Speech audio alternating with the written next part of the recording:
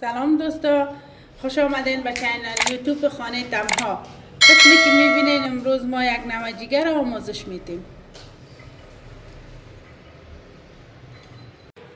دوستا ما شب جیگر اخته کرده بودیم با سیر و مرچ و ادویه ها و حالی هم پخته میکنیمش.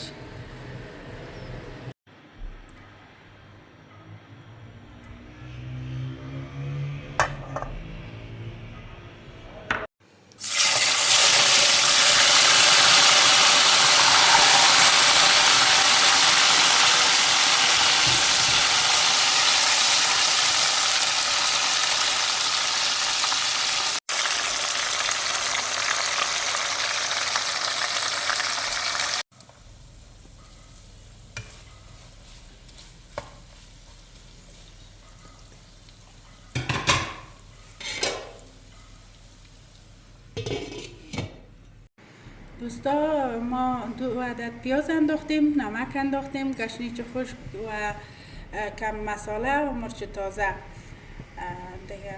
حالی هم جیگر آماده شد. دوستا به می سادگی و راحتی بسیار یک جیگر خوشمزه تیار کردیم. شما میتونین همین رقم براتون تیار کنید.